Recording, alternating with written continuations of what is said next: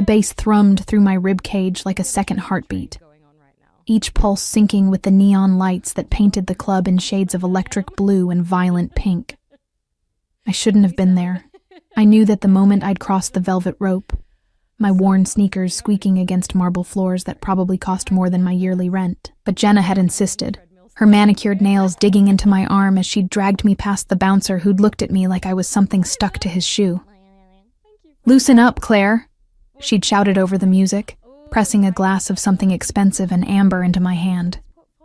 "You work yourself to death at that diner. Live a little. Live a little." The words tasted bitter even as the alcohol burned its way down my throat.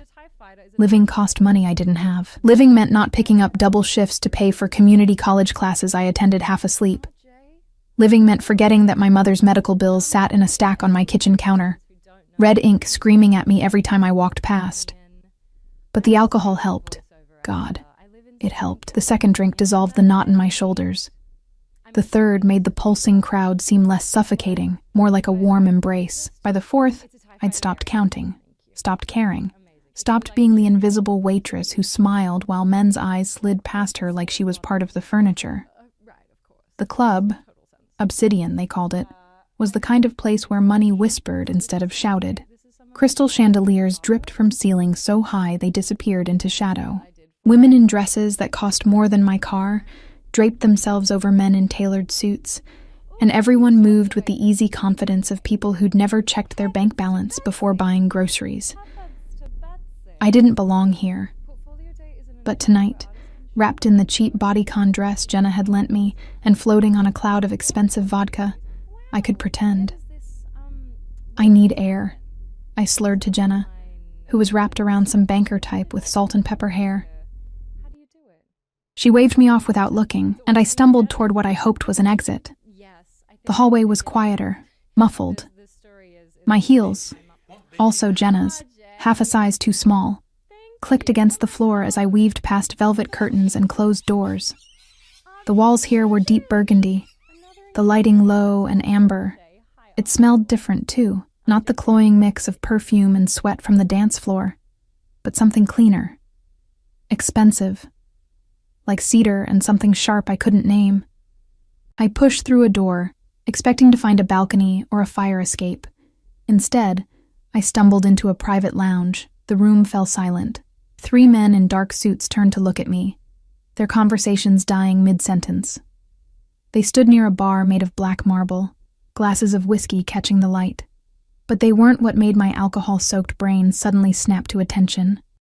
He sat in a leather chair that might as well have been a throne, one leg crossed over the other, a crystal tumbler balanced on his knee. The dim lighting carved shadows across a face that could have been chiseled from marble. Sharp jawline, high cheekbones, a mouth set in a line that suggested he rarely smiled, but it was his eyes that stopped me cold. Dark, almost black, they fixed on me with an intensity that made my skin prickle with something between fear and recognition. He wore all black. Black suit, black shirt with the top 2 buttons undone, black tie loosened just enough to seem deliberate. Even in my drunken haze, I could see the quality, the way the fabric fell, the subtle sheen of silk, the watch on his wrist that probably cost more than my mother's entire medical debt. Everything about him screamed danger, power, control. And I, drunk and stupid and so tired of being invisible, giggled. "Oops," I said, my voice too loud in the sudden quiet. "Wrong door." I should have left. Should have backed out immediately and found Jenna and gone home. But the alcohol had other ideas, and my traitorous feet carried me further into the room instead of out of it. "Nice setup," I said, gesturing vaguely at the opulent space. Very broody. Very bad boy in a leather jacket vibes, except with really expensive whiskey. One of the men, built like a tank, with a scar running down his cheek, took a step toward me. But the man in the chair raised one hand, barely a movement, and Tank Man froze. "Bad boy?" His voice was low, almost amused.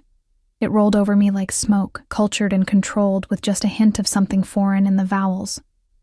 "European, maybe. Is that what you think?" I should have heard the warning in his tone. Should have recognized the way the other men tensed.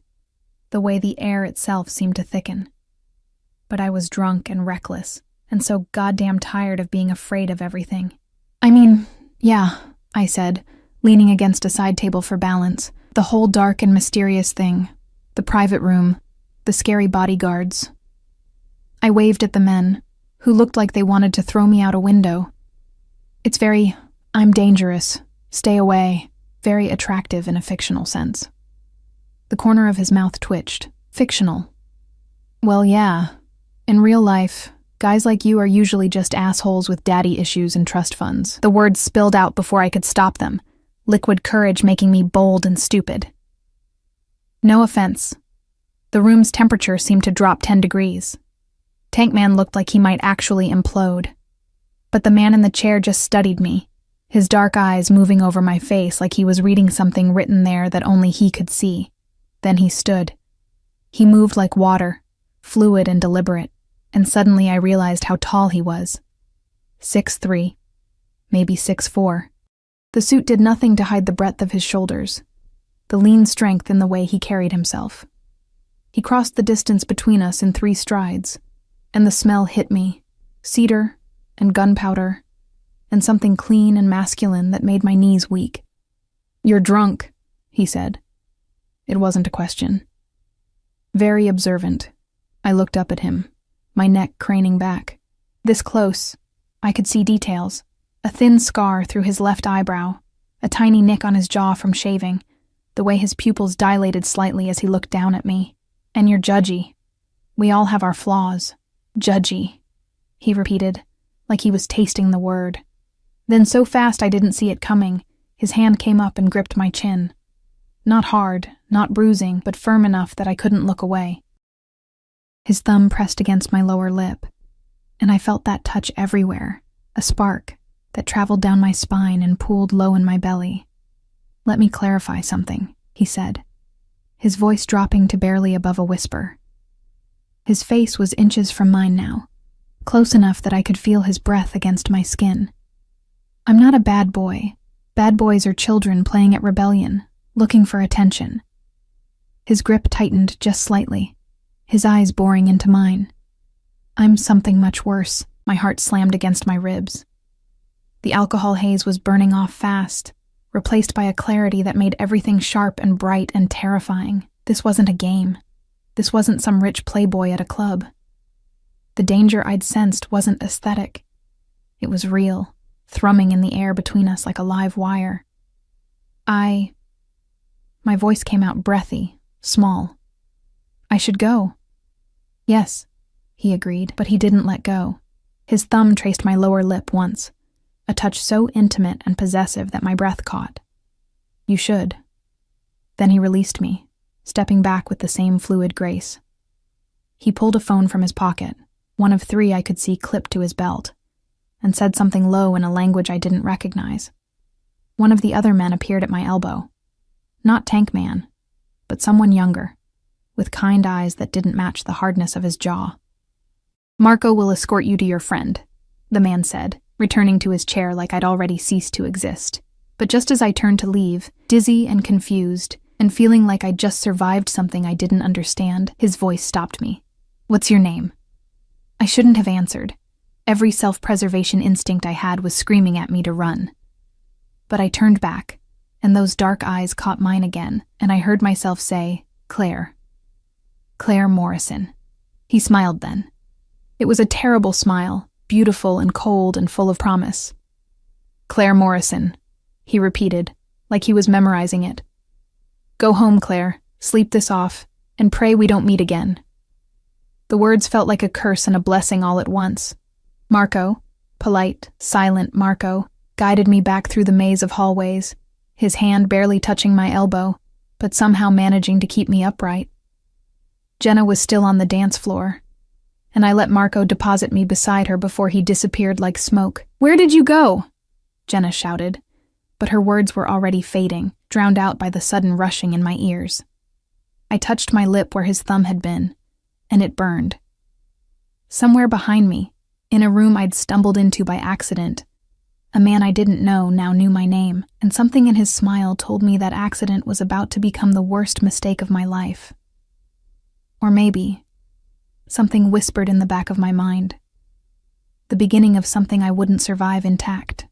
The music pulsed, the lights flashed, and I felt his eyes on me even though I couldn't see him, watching, claiming, deciding my fate with the same calm control he'd used to touch my face. I should have run, but something told me it was already too late. I woke up to sunlight stabbing through my blinds like an accusation, and a headache that felt like my brain was trying to escape through my skull.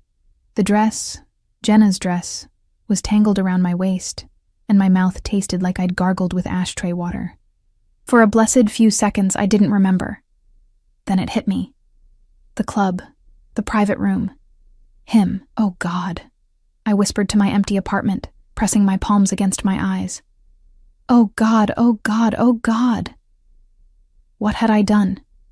I'd walked into a private room in the most exclusive club in the city, insulted someone who was clearly important, and then, my stomach churned, I'd let him touch my face like he owned me.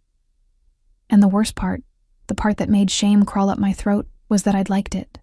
My phone buzzed. 12 missed calls from Jenna and a text. Girl, where did you go? That guy who walked you back to me was hot. Details now. I typed back a quick lie about getting sick and calling an Uber, then dragged myself to the shower. The hot water did nothing to wash away the memory of his eyes, dark and knowing, or the way his voice had wrapped around my name like a promise. Pray we don't meet again. Fine by me. I never wanted to see that place or that man again. By noon, I was at Murray's diner, tying my apron and trying to ignore how my hands shook as I poured coffee. The breakfast rush was dying down, leaving behind the usual scattered locals and truckers passing through. Safe. Normal. My world. You look like death, Gary said from the kitchen window, his weathered face creasing with concern. He'd owned Murray's for 30 years, and he'd given me this job when I was 18 and desperate. You coming down with something? Just a late night, I said, forcing a smile. I'm fine. I wasn't fine. Every time the door chimed, my heart jumped. Every time I saw a black car pass by the window, my stomach clenched. It was ridiculous. Men like him didn't come to places like this. They lived in a different stratosphere, one I'd briefly touched before gravity yanked me back down to earth. By 3 o'clock, I'd almost convinced myself I was being paranoid. Then the door chimed, and everything stopped. 3 men walked in first. They weren't dressed for Murray's diner. Expensive suits, sharp eyes, the kind of coiled alertness that said they were always looking for threats. One of them was Tank Man from last night, the scar on his face catching the fluorescent light. They scanned the room with military precision, and when their eyes landed on me, I saw recognition. My coffee pot slipped, splashing hot liquid across the counter. Shit, I hissed, grabbing a rag, my hands shaking so badly I could barely clean it up. Then he walked in. In the harsh light of day, in my diner with its cracked vinyl booths and faded linoleum, he looked even more out of place. The suit today was charcoal gray, perfectly tailored, with a black shirt underneath that probably cost more than my car. His hair was dark, pushed back from his face, and in the sunlight streaming through the windows, I could see hints of silver at his temples. He saw me immediately. Those dark eyes found mine across the diner, and a slow smile curved his mouth. The same terrible smile from last night. Every customer in the diner went quiet. Even Gary stopped clattering dishes. He walked toward me, his men flanking him, and I felt like prey watching a predator approach. My back hit the counter, and I realized I'd been backing away without meaning to. "Hello, Claire," he said, his voice carrying in the sudden silence. "We need to talk. I'm working." My voice came out thin, reedy. "You need to leave." "No." He pulled out a chair at the counter, my counter, where I'd served coffee to Mrs. Henderson every Tuesday for 4 years, and sat like he owned the place. Coffee. Black. His men positioned themselves by the door and the windows. Not threatening exactly, but making it very clear that no one was leaving until he decided they could. Gary emerged from the kitchen, his face pale. "Sir, I don't want any trouble." "There won't be any." The man didn't even look at him, his eyes fixed on me.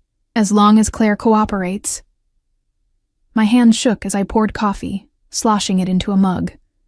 I set it in front of him too hard, liquid sloshing over the rim, and he smiled like I'd done something adorable. "Sit," he said, gesturing to the stool beside him. "I'm working," I repeated. "Gary." He finally looked away from me, toward my boss. "Give Claire the rest of the day off, paid, of course." He pulled out a wallet, black leather, thick with cards and cash, and dropped several $100 bills on the counter. "For your trouble." Gary looked at the money, then at me, then at the men blocking his exit. "Claire, honey, why don't you take your break?" Betrayal stung, but I couldn't blame him. Gary had a wife, grandkids. He wasn't going to risk them for me. I untied my apron with numb fingers and sat, leaving as much space between us as possible. "What do you want?" "Several things." He took a sip of coffee, and somehow made even that look elegant. "First, your full name, Claire Morrison, but Morrison from marriage or birth?" "Why does it matter?" "Answer the question." The command in his voice made me bristle. "Birth. I've never been married. Now leave me alone." "Second." He ignored my demand entirely. "Your address, your mother's current location, your class schedule at community college, and your work schedule here and at the dry cleaners on 5th Street. Ice flooded my veins. "How do you—" "I know everything about you, Claire." He set down the mug and turned to face me fully, and the intensity in his gaze made it hard to breathe. "I know your mother has stage 4 cancer and is currently at St. Mary's Hospice. I know you're 24 years old, dropped out of college twice to pay her medical bills, and work 70 hours a week between 3 jobs. I know you have $15 in your checking account, $60,000 in medical debt, and you haven't bought yourself anything new in 8 months. Tears burned my eyes. You had no right. I have every right." He leaned closer, his voice dropping. "Because last night, you walked into my private room. You looked at me, and laughed. You called me a bad boy and told me I had daddy issues." His smile was sharp enough to cut. "Do you have any idea how rare that is? How long it's been since anyone dared speak to me like that?" "I was drunk," I whispered. "I didn't know what? Who I am?" He tilted his head. "No, I don't suppose you did. Allow me to introduce myself properly. Alexei Volkov. And before you ask, yes, that Volkov." The name hit me like a physical blow. Even I knew that name. Everyone in the city knew that name, whispered in the same breath as words like organized crime and untouchable and dangerous. "Oh God," I breathed, "not God, though people do pray to me sometimes." He said it without humor, stating a fact. "Usually they're begging for their lives." I jerked back, my stool scraping against the floor. "Are you threatening me?" "No." He caught my wrist before I could bolt, his grip firm but not painful. "I'm explaining context, so you understand the position you're in." "I didn't do anything wrong," I said, hating how my voice shook. "I stumbled into the wrong room, that's it. I'm nobody. I'm not a threat to you."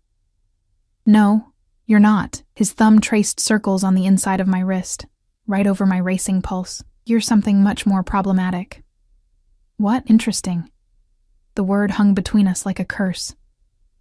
"Last night you should have died," he continued conversationally, like we were discussing the weather. "Or at the very least, you should have been taught a lesson about respecting boundaries. Do you know what I did instead?" I shook my head, not trusting my voice. "I let you go. And then I couldn't stop thinking about you." His grip tightened just slightly. "About the way you looked at me like I was just a man. About how you tasted fear for only a moment before courage, or stupidity, took over. About how your pulse jumped under my thumb, just like it's doing now." "Please," I whispered. "I don't want any trouble. I'll forget I ever saw you. I'll never go back to that club. You'll do exactly what I tell you." He released my wrist and stood, pulling something from his pocket. A phone, sleek and new, still in its box. "This is yours now. It has one number programmed into it. Mine. You will answer when I call. You will go where I tell you to go. And in return, I will take care of your problems." He pulled out another piece of paper, A check, I realized, my vision blurring as I saw the amount, $60,000, the exact amount of my mother's medical debt. No, I said, shoving it back at him. No, I don't want your money. I don't want anything from you. It's not a request, Claire. He placed the check on the counter, then the phone beside it. Your mother will be transferred to a private facility today. The best oncologists, experimental treatments, whatever she needs. Your debt will be cleared. You'll quit your jobs. All of them. And you will be available when I need you. Need me for what? Horror was crawling up my spine. Ugly scenarios playing through my mind. He leaned down, his mouth close to my ear, and I could feel the heat of him, smell that cedar and gunpowder scent. That's the question, isn't it? I haven't decided yet, but you intrigue me, Claire Morrison. And I always acquire things that intrigue me. I'm not a thing, I bit out, finding a spark of anger through the fear. No. He straightened, and something flickered in his eyes. Approval, maybe, or amusement. You're not. Which is why this will be so much more interesting than I anticipated. He started toward the door, his men falling into formation around him. But he paused at the threshold, looking back over his shoulder. Oh, and Claire, don't try to run. I have people everywhere. Your apartment, your mother's hospice, even here. He smiled that terrible smile again. You're mine now. The sooner you accept that, the easier this will be. Then he was gone, sliding into a black SUV with tinted windows that had been idling outside. The vehicle pulled away, and slowly, the diner came back to life. Customers whispering, Gary's face pale as he stared at the money still on the counter. I looked down at the check and the phone, my hands shaking so hard I had to grip the counter to stay upright. $60,000. My mother's life, spelled out in ink and numbers, and all it would cost me was my freedom. I picked up the phone with numb fingers and saw a text already waiting. Answer when I call, Claire. I don't like to be kept waiting. My gilded cage had just snapped shut, and I hadn't even heard the lock turn. Word count, 299, finalizado o bloco 2 com 2.99 palavras. A história avança para o dia seguinte. Mostra Alexei invadindo o mundo normal de Claire. Revela sua identidade como chefe da máfia. E estabelece a dinâmica de poder e possessividade. Termina com tensão sobre o que acontecerá em seguida. The phone rang at 2 a.m. I'd been staring at the ceiling of my apartment for hours, the check burning a hole in my nightstand drawer where I'd shoved it like hiding it would make this nightmare less real. I'd called my mother's hospice 3 times. They'd confirmed, voices careful and professional, that Mrs. Morrison had been transferred to Willow Heights, a private facility I'd only ever seen in magazines, the kind of place where dying felt less like an ending and more like a luxury retreat. We can't discuss who authorized the transfer, the nurse had said. But your mother is very comfortable. The doctors are optimistic about some new treatment options. Optimistic. For stage 4 cancer. Because of him. When the phone lit up, Alexei, no last name needed, my stomach dropped. I let it ring twice before answering. Hello? Did I wake you? His voice was smooth, unhurried, like calling in the middle of the night was perfectly normal. Yes, I lied. Another lie, Claire. I can practically hear you thinking from here. There was a smile in his voice. Get dressed. Something nice. A car will be there in 20 minutes. It's 2 a.m, I said, sitting up. I'm not going anywhere. Yes, you are. Unless you'd prefer I come up and dress you myself. I'm parked outside your building right now, and I'm not a patient man. I scrambled to the window, yanking back the curtain. Sure enough, the black SUV idled at the curb, windows dark, exhaust puffing into the cold night air. My skin crawled with the knowledge that he could see my window, probably knew exactly which apartment was mine, had probably known for days before ever walking into the diner. Why? My voice cracked. What do you want? I want you to get dressed, Claire. The clock is ticking. He hung up. I stood there, frozen, clutching the phone. I could refuse, could lock my door, call the police, tell them I was being harassed by Alexei Volkov. And then what? The police couldn't touch him. Everyone knew that. And my mother would be transferred back to county hospice, back to dying slowly in a shared room with flickering lights and overwhelmed nurses, back to me working myself to death for treatments that only bought her weeks instead of months. 18 minutes later, I was in the back of the SUV. I'd chosen the only nice thing I owned, a simple black dress I'd bought for my high school graduation and had worn to every funeral and interview since. It was slightly too big now, hanging off shoulders that had gotten bonier over the past year. I'd tried with makeup, but my hands had shaken too badly, so I'd settled for mascara and lip gloss. The driver, not Marco, someone new with dead eyes and scarred knuckles, said nothing as we drove through the empty city streets. We headed away from downtown, toward the waterfront, where old warehouses had been converted into expensive lofts and exclusive restaurants. We stopped in front of a building with no sign, just a number in brass.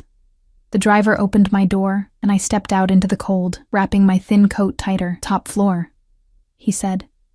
His first and only words to me. The elevator was all mirrors and soft lighting. I watched my reflection fracture and multiply as we rose, a scared girl playing dress-up, way out of her depth. The doors opened directly into a penthouse, and the space stole my breath.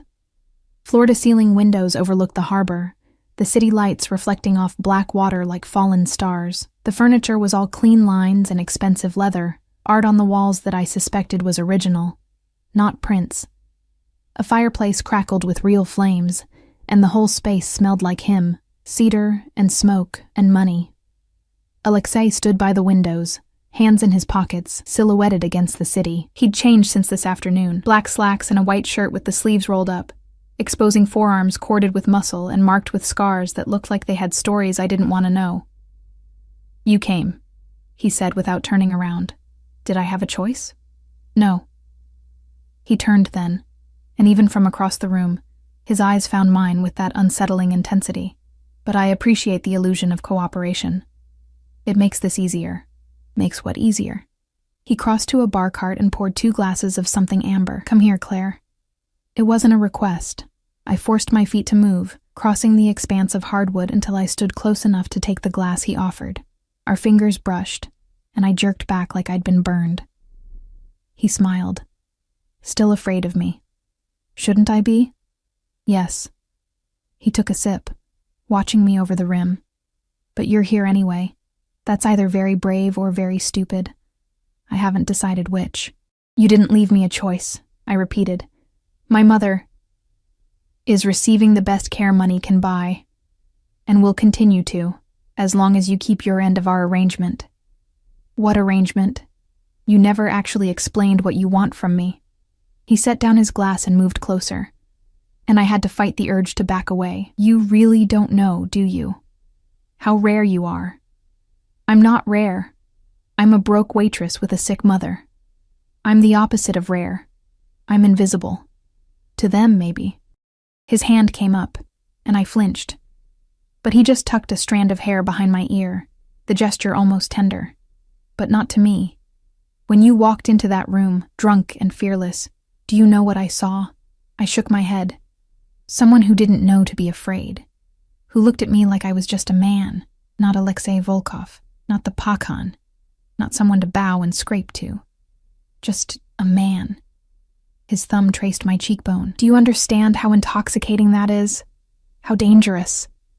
I don't understand any of this, I whispered. Why me? There are thousands of women in this city who would throw themselves at you. Beautiful women, educated women, who would see my money and power first, who would calculate angles and benefits before they even learned my name. His grip tightened just slightly. You didn't even know who I was. And when you found out, you were terrified, yes, but you still had fire in your eyes. Still told me no. And that's attractive to you? Someone saying no? It's novel. His mouth curved. Everyone says yes to me, Claire. Everyone. They say yes because they're paid to, or because they're afraid to do otherwise, or because they want something from me. But you? He leaned down until his forehead almost touched mine. You said no because you meant it. And I find I want to know what it takes to make you say yes. My heart hammered against my ribs. This is insane. You don't even know me. I know you work 3 jobs to pay for a mother who's dying anyway. I know you sacrifice everything for people who wouldn't do the same for you. I know you're loyal to a fault, brave when you shouldn't be, and so goddamn stubborn you'd rather drown than ask for help. His eyes searched mine. I know you better than you think. Knowing facts about me isn't the same as knowing me. No, he agreed, which is why you're here, so I can learn the rest. He stepped back and I could breathe again. He gestured to a dining table I hadn't noticed, set with white linens and covered dishes. Sit. Eat. You've lost weight you can't afford to lose. I'm not hungry. Sit anyway. I found myself obeying, hating how easily I'd fallen into the pattern.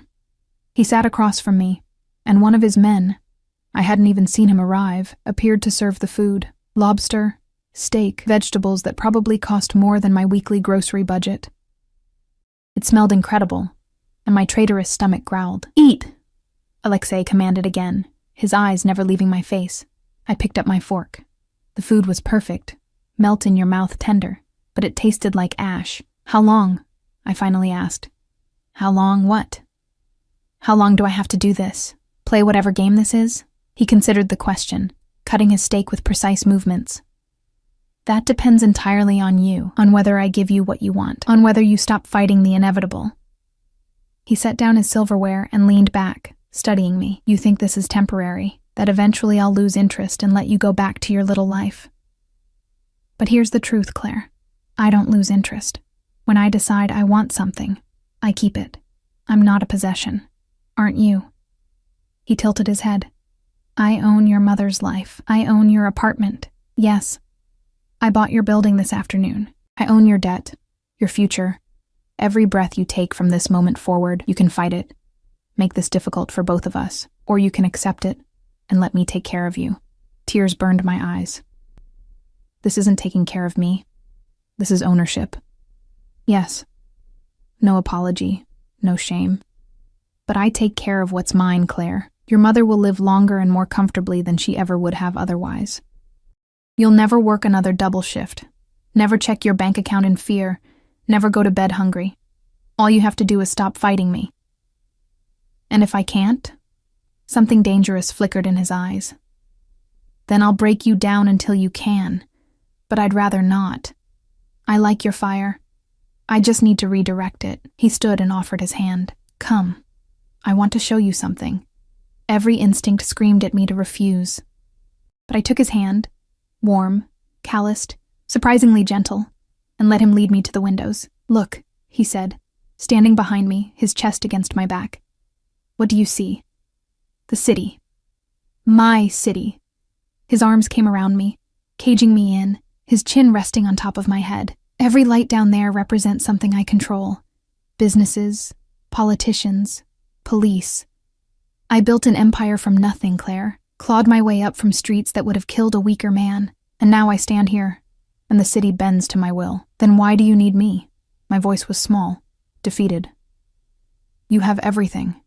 Not everything. His arms tightened. I have power, money, respect, but I don't have something soft to come home to. Something pure that hasn't been corrupted by my world. Something that looks at me and sees a man, not a monster. But you are a monster, I whispered. He laughed, and I felt it rumble through his chest. Yes. But monsters need something to protect, don't they? Something to fight for beyond territory and money. And you, Claire Morrison, with your selfless heart and stubborn pride, you'll be mine to protect. I don't want to be protected. I want to be free. Same thing with me. His lips brushed my temple. In my world, freedom without protection is just a pretty word for dead.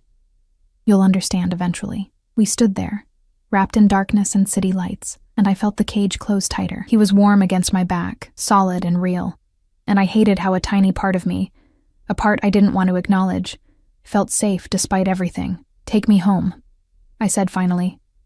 This is your home now. Alexei. But, he interrupted, I'm not unreasonable. You can go back to your apartment tonight.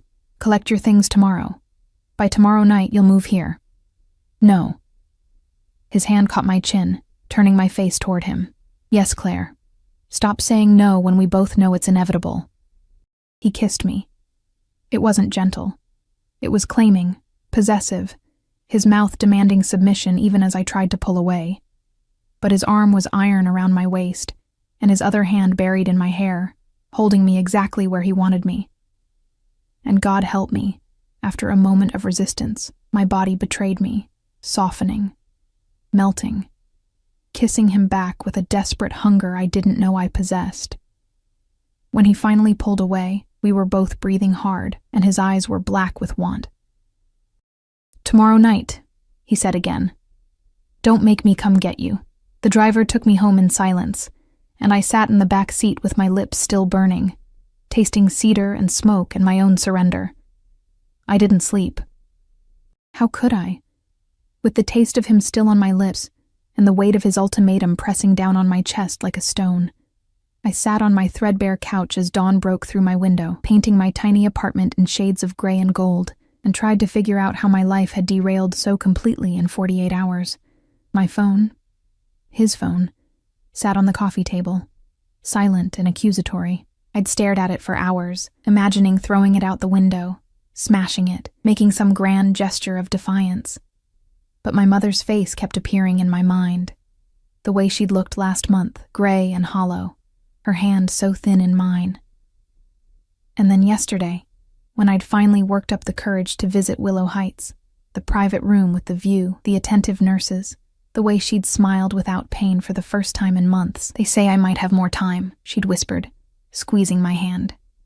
"Real time, Claire. Maybe even a year. How did you manage this?"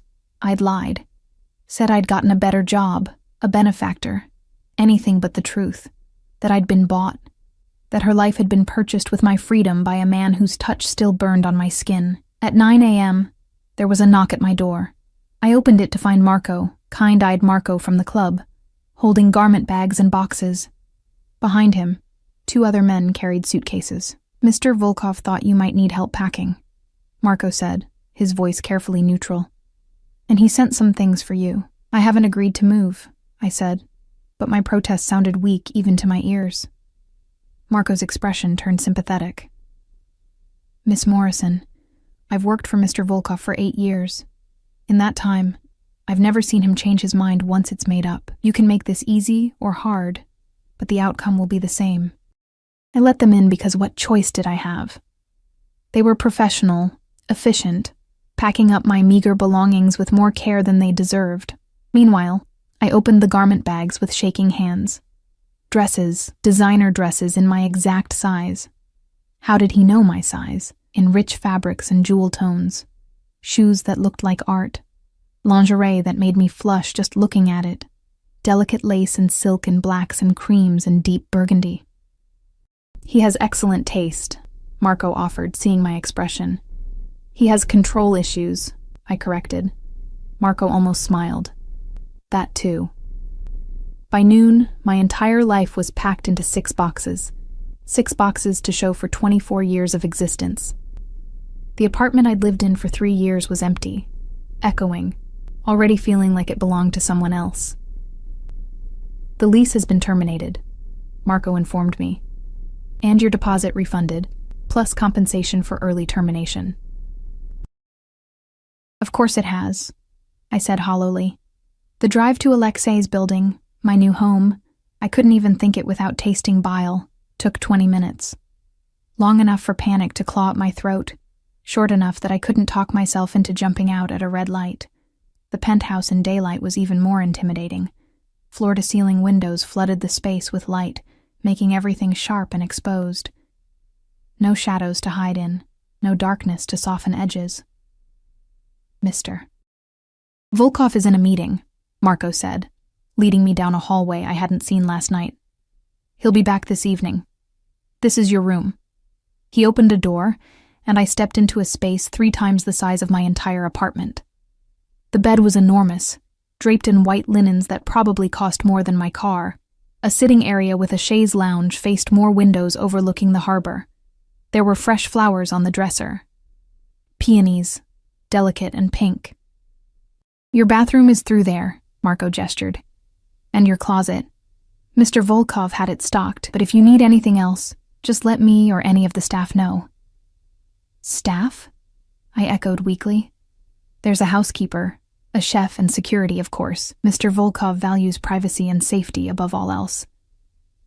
Marco's expression turned serious. "Miss Morrison, I know this is overwhelming, but Mr. Volkov, he doesn't do this." Bring someone into his home, I mean. In all my time with him, you're the first. Lucky me, I muttered. After Marco left, I explored my gilded cage. The closet was a room unto itself, already filled with more clothes than I could wear in a year.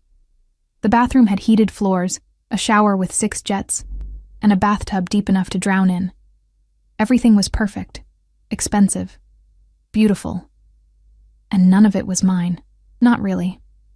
I found myself back at the windows, staring out at the city.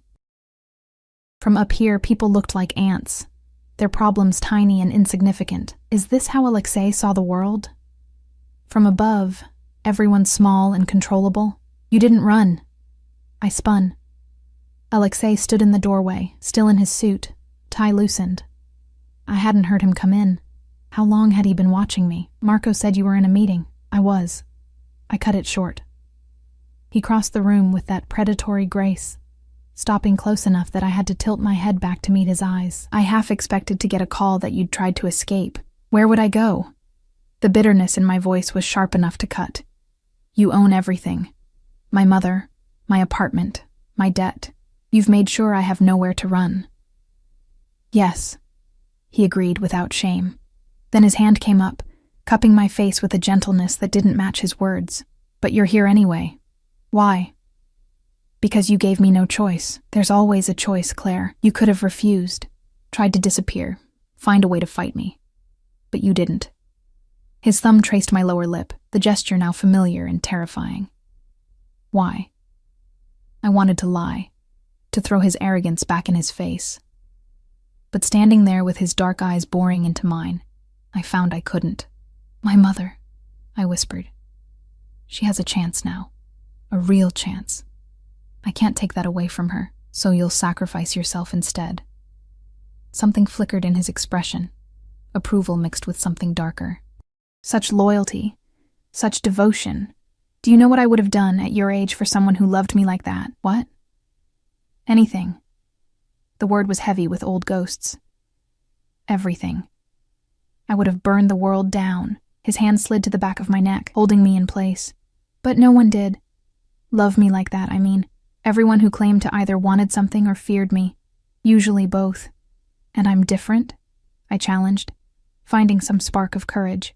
I'm here because I'm terrified of you. Because you manipulated me with my mother's life. That's not love, Alexei. That's coercion. I know. He leaned down until his forehead touched mine. But it's a start. Fear can become something else, given time. And I have nothing but time to spend on you. This is insane, I breathed. You can't force someone to care about you, can I? His smile was sharp. I can force proximity, force you to see me, not the monster everyone else sees. Force you to accept comfort and safety and everything you've been denying yourself for years. And eventually, Claire, you'll stop fighting. You'll realize that this cage I've put you in is more freedom than you've ever had. That's not freedom. That's Stockholm Syndrome. Call it what you want. He pulled back slightly, his hands dropping to my shoulders.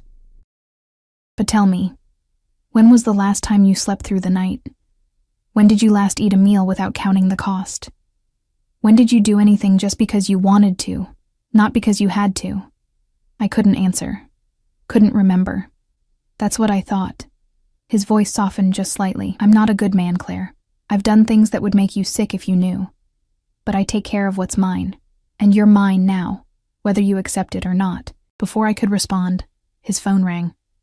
One of 3 clipped to his belt. He answered in Russian, his voice sharp and commanding, completely different from how he'd just spoken to me. He listened, his jaw tightening, and I saw the shift. The man becoming the monster. Deal with it, he snapped, then switched to English. No witnesses. Clean it up before morning. He hung up and turned back to me, and it was jarring how quickly his expression smoothed. I have to go out. There's a situation that needs my attention. What kind of situation? I asked, then immediately wished I hadn't. His smile was cold. The kind you don't want to know about. Stay here. Don't leave the penthouse. Marco will be outside if you need anything. So I'm a prisoner. You're protected, he corrected. There are people who would hurt you to get to me. Until I've made it clear you're untouchable. You don't leave without me or my security. He started toward the door, then paused, looking back. Oh, and Claire, there's a dress in your closet. Black, long. Wear it tonight. We have a dinner to attend. I'm not going to Yes, you are. His voice turned hard. You'll smile, you'll stay by my side, and you'll show everyone that you belong to me. This isn't negotiable. Then he was gone, and I was alone in my beautiful prison. I found the dress. Of course it was perfect. A black silk gown that would cling to every curve, elegant and sophisticated, and completely unlike anything I'd ever worn. There was jewelry, too, in a box on the dresser, a necklace of diamonds that probably cost more than my mother's house. I tried the door to the hallway, locked from the outside. I tried the windows. They didn't open. I was well and truly trapped. Hours passed. I showered, using products that smelled like jasmine and vanilla. I dried my hair, applied the makeup from the vanity that had appeared while I'd been in the bathroom. I put on the dress, the jewelry, the heels that made my legs look miles long. When I looked in the mirror, I didn't recognize myself. This woman was elegant, expensive, someone who belonged in Alexei's world. Not Claire Morrison, the waitress who'd lived on ramen and hope. When Alexei returned at 7, blood on his cuff that he'd tried to wash off, he stopped dead at the sight of me. Bože moi, he breathed. You're stunning. I'm dressed up like a doll, I corrected. My doll. He crossed to me, taking my hand and spinning me slowly. Mine to dress, mine to protect, mine to show off. His eyes were hot, possessive. Every man at that dinner will want you, and every one of them will know they can't have you, that you're mine. He kissed me then, hard and claiming, tasting like whiskey and danger. And when he pulled back, leaving me breathless and flushed, he smiled. Let's go show them who you belong to. The car ride was silent, Alexei's hand possessive on my thigh. We pulled up to a restaurant I'd seen featured in magazines, Luminance, where reservations took months and entrees cost hundreds. But we didn't go to the main entrance. We were led through a private door, up an elevator, into a room where danger wore expensive suits and women glittered with jewels and secrets. Alexei's hand found the small of my back, guiding me into the lion's den. Gentlemen, he announced, his voice carrying, I'd like you to meet Claire, my Claire. And just like that, I became property in front of an audience. The dinner was a blur of faces and false smiles, of men whose eyes lingered too long and women whose gazes were pure calculation. Alexei kept me close, his hand always touching me, my back, my hand, my knee under the table, claiming me over and over with casual possessiveness. So tell me, Claire, one man said, Dmitri, someone important in Alexei's organization, how did you capture our Pakon's attention? He's famously unattached. I called him a bad boy, I said before I could stop myself. The table went silent. Then Alexei laughed, a real laugh, warm and surprised, and pulled me closer. And I told her she had no idea, he finished, kissing my temple. But she's learning. The message was clear. I was his, untouchable, under his protection and his control. And as the night wore on, I felt myself slipping further into the role, smiling at his side, accepting his touches, playing the part of the willing captive. Because what choice did I have? When we finally returned to the penthouse, I was exhausted, emotionally, physically, completely drained. You did well tonight, Alexei said, removing his jacket. They'll think twice before approaching you now. Is that what this was? Marking territory? Yes. He turned to face me, starting to loosen his tie. In my world, showing weakness gets you killed. You're my weakness now, Claire, so I have to make you my strength instead. Make it clear that touching you means war. I never asked to be your weakness. No. You just stumbled into my room, drunk and beautiful, and completely unaware of what you were starting. He crossed to me, backing me up until my legs hit the bed, but here we are. And now we both have to live with the consequences. His hand cupped my face, and I saw something in his eyes, want mixed with something softer, more dangerous. Tell me to stop, he whispered, his thumb tracing my lower lip. Tell me you don't feel this thing between us, and I'll walk away. Sleep in another room. Give you space.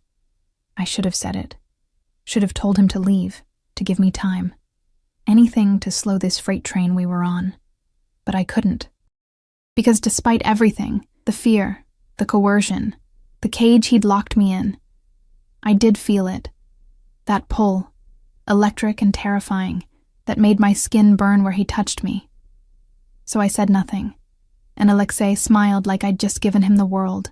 He kissed me like he was claiming something he'd already owned, his mouth demanding and sure.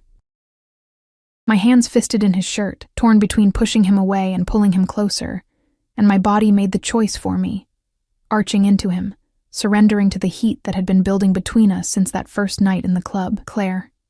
He breathed against my lips, and hearing my name in his voice like that, reverent, desperate, undid something in me.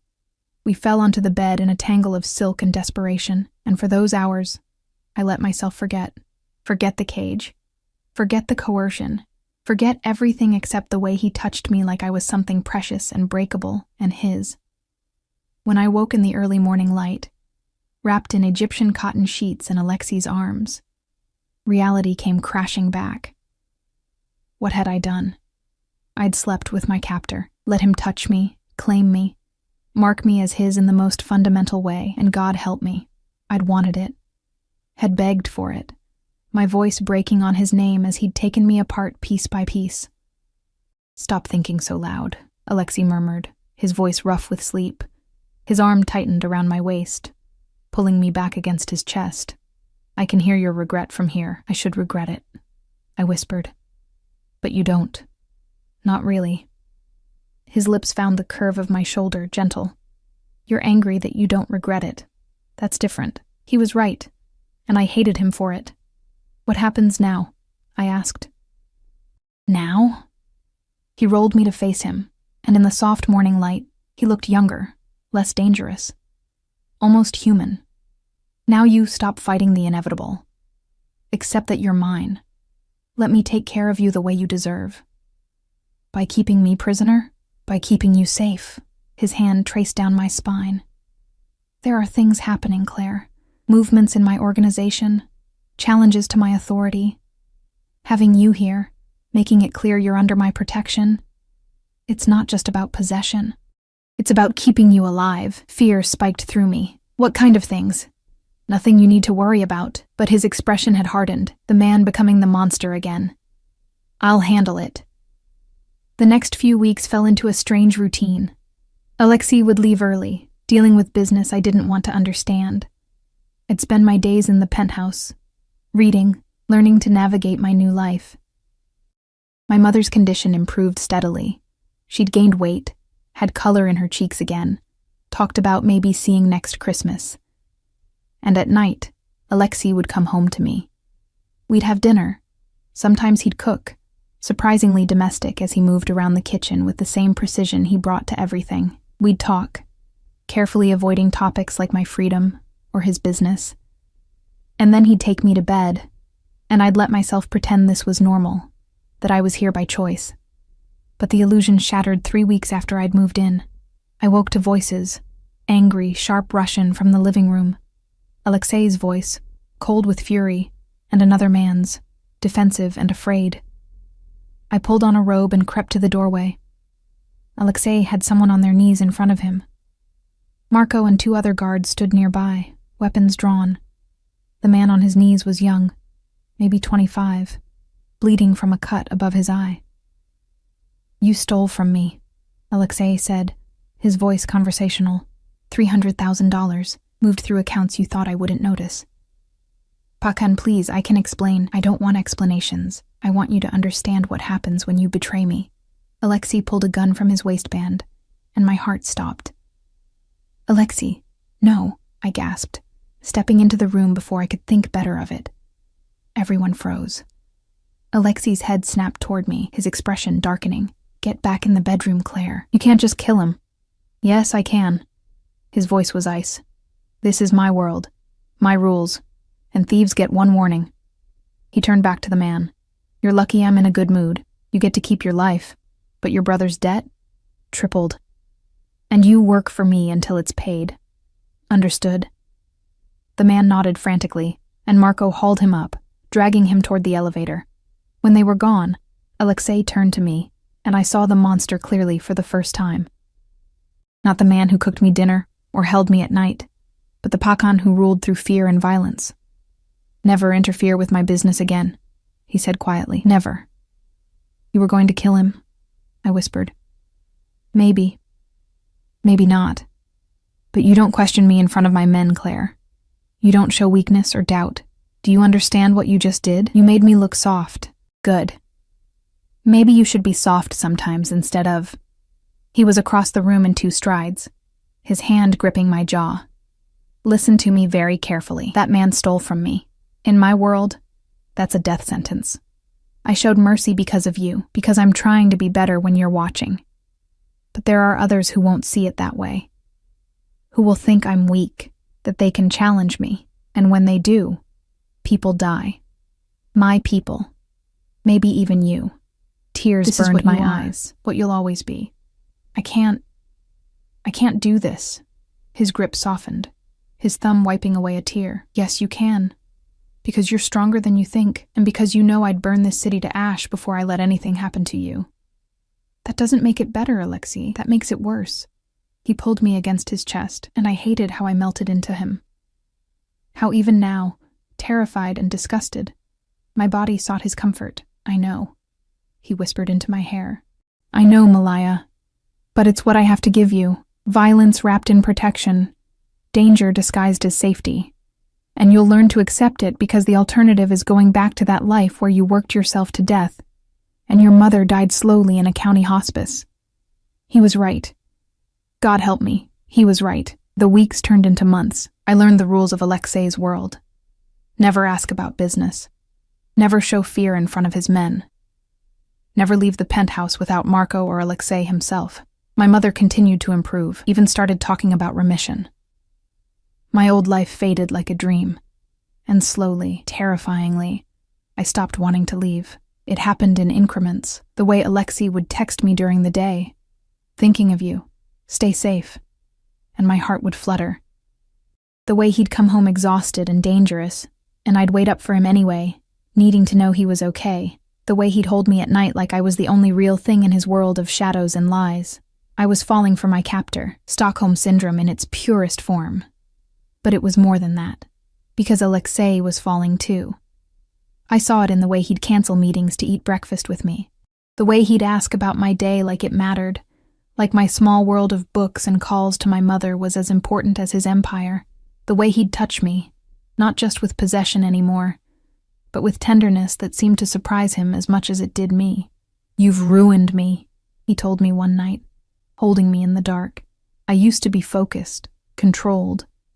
Now I spend half my time thinking about you, worrying about you, planning ways to make you smile." "Is that so terrible?" I whispered. "It's dangerous. Love makes you weak." My heart stopped. "Love?" He was quiet for a long moment. "What else would you call it? This obsession, this need to have you close, to know you're safe, to see you happy. I've killed men for less loyalty than you show your mother. I've destroyed lives for looking at me wrong. But you?" His hand found mine in the dark. "You looked at me like I was just a man. And I've been trying to be that man ever since." Tears slipped down my cheeks. "I can't love you. You took away my choice. I know." His voice was rough. "But I'm hoping that maybe, eventually, you'll choose me anyway. Not because you have to, but because you want to. That's not how this works, Alexei. Then we'll make new rules." He pulled me closer. "I can't let you go, Claire. I'm too selfish, too obsessed. But I can give you everything else. Freedom within these walls. Anything you want. Just stay." Where would I go? The words came out broken. "You're right. You've given me everything. My mother's alive. I don't have to work myself to death. I sleep through the night. I'm safe. But I'm also a prisoner who's starting to love her cage. And I don't know which is worse. Love me instead," he whispered. "Love me. And I promise I'll spend the rest of my life making sure you never regret it." It should have been manipulation, should have been another way to control me. But in his voice, I heard the truth. The desperation of a man who'd built an empire but never had anything real. Who'd lived his whole life with people fearing or using him, never just choosing him. I'm afraid, I admitted. Good. So am I. He kissed my forehead. But we'll be afraid together. The change came 6 months after I'd moved in. Alexei came home early, his expression tight with something between anger and excitement. Pack a bag, he said. We're leaving for a week. Where? My house in the mountains. There's been chatter. Threats against me, which means threats against you. I need you somewhere secure while I deal with it. The mountain house was more fortress than home. High walls, security everywhere, isolated from everything. But it was also beautiful, all stone and wood and windows overlooking endless forest. And it was there, away from the city and his empire, that I finally saw all of Alexei. He cooked breakfast in a worn t-shirt and jeans, looking almost normal.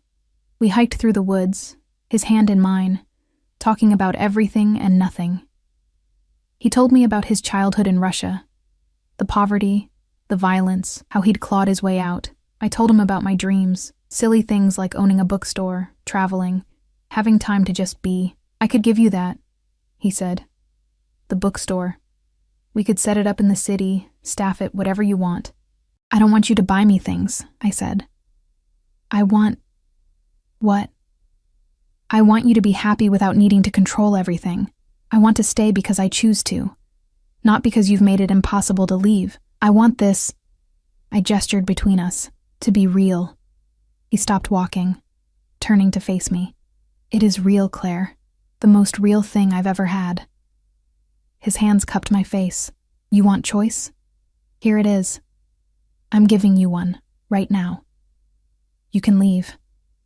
I'll set you up somewhere safe, make sure your mother's care continues, give you money to start over. No strings, no conditions, or you can stay, and we build this thing between us into something that isn't about cages and coercion anymore. My heart hammered. You'd really let me go? It would kill me. But yes. His voice was raw. Because you're right. I can't force you to love me. And holding you prisoner isn't the same as having you choose to stay. I looked at him. This dangerous, damaged man who'd upended my life, who'd taken away my freedom and given me safety, who'd scared me and protected me and shown me what it meant to be someone's entire world. If I stay, I said slowly, things change. No more locked doors, no more guards following me everywhere. I need freedom, Alexei. Real freedom. Even if it scares you. Done. No hesitation. And you have to talk to me. About your business, about the dangers, about everything. No more protecting me by keeping me in the dark. Done. And you have to trust me. Trust that I won't run, that I'm choosing this, choosing you. His hand shook slightly against my face. That's the hardest one. But yes. Done. I took a deep breath. Then I'm staying. Not because I have to, because I want to. The kiss was different this time, not claiming or possessive, but grateful, relieved. Like he'd been holding his breath for months and could finally breathe. I love you, he said against my lips. I know I've done everything wrong, handled this all wrong, but I love you, Claire. And I'll spend the rest of my life proving I can be worthy of you choosing me. I love you too, I whispered, and felt the truth of it in my bones. God help me. I love you too. We stayed in the mountains for a week, and when we returned to the city, something had shifted. The cage was still there, his security, his need to protect me, his world of danger and violence. But the lock was gone. Alexei kept his promises. I could leave the penthouse when I wanted, go where I chose. He talked to me about his business, the threats, the challenges.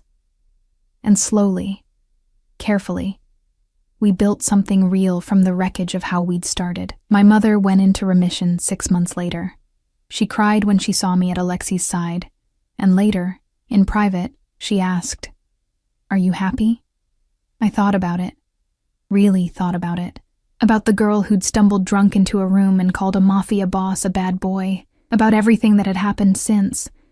The fear and coercion and slow, terrifying fall into love with someone impossible. Yes, I said finally. I really am. Because sometimes the cage becomes home. Sometimes the monster becomes the man. And sometimes when you stop fighting the inevitable, you find that freedom isn't about leaving. It's about choosing to stay. Alexei found me by the windows that night, looking out at the city lights. "What are you thinking?" he asked, pulling me back against his chest. "That you were right," I admitted. "That night at the club when I called you a bad boy and you said I had no idea." "And now?" "Now I know. You're not a bad boy. You're dangerous and possessive and way too overprotective." I turned in his arms, looking up at him. "But you're also mine, and I'm choosing you every day, even when it's hard." His smile was brilliant, rare, real. "Every day?" "Every day," I promised. And as he kissed me, the city spreading out below us like a kingdom we ruled together, I realized that sometimes the worst mistakes become the best decisions. That sometimes the man who takes away your choice gives you back something better. A life you never knew you wanted, filled with danger and passion, and a love so fierce it could burn down the world. I'd drunkenly called the Mafia boss a bad boy. He'd pulled me in and whispered that I had no idea, and he'd been right. I'd had no idea what I was starting, no idea where that moment would lead, but standing in his arms, with my mother alive, and my future bright, and my heart finally, impossibly full, I wouldn't change a single moment. Even the cage had become my choice, and that made all the difference. Traditional artist who works a lot in watercolor. We finished off a pet portrait for crochet. Give unto me the pet portrait. Was it in watercolor? Hi K Arts. Artful is phenomenal. I think the first time that I saw you were working on a magpie, and it was some of the most unbelievable work I have ever seen. Show her off! Let's go! Search the hashtag portfolio day. You can find plenty of great artists of all kinds. Oh, I love that. God damn, murder. Do you want the world premiere? Oh my god, I would be honored. Hi, Cat Dad. We have a treasure train going on right now. We're 2 subs away from a giveaway of stickers. Am I pregnant? Am I pregnant? Am I pargant? Am I pregnant? Am I pegnate? Help? Is there a possibility that I'm pegrant? Am I pregnant or am I okay? Could I be pregonate? How do I know if I'm prengan? Can I be pregnant? Can u get pregante? Holy hell! Bitty. Want Bitty now? So many Azura, thank you for the friggin' 5 gifted. Crochet, thank you for the biddies. Wacket, thank you for 18 months. Pumping another Twitch baby in here. Dear Pit. Like die pit. Or dear Pit. Thank you. We're Prego. Officially Prego. We will run a sticker giveaway when this treasure twain finishes. Oh my god, it's in its 7th level. Artful, what the fraggity freak? Quickly, here's some of my other work that I've done recently. This is gouache. Meow. Bitty. Want Bitty now? Thank you for the biddies, you guys. I was away. I had 2 streams off because I took a break. I've been going non-stop for so long, and I'm tired. And I had a couple days off, and now we're back, and everyone's been really nice. Hi, Blackett. How are you, Blackett? Artful. Thank you for that. Please enjoy Aoife with one large eye. This is this little baby. I'm here to model. Do you prefer socks on or socks off? Just keep that one sock on.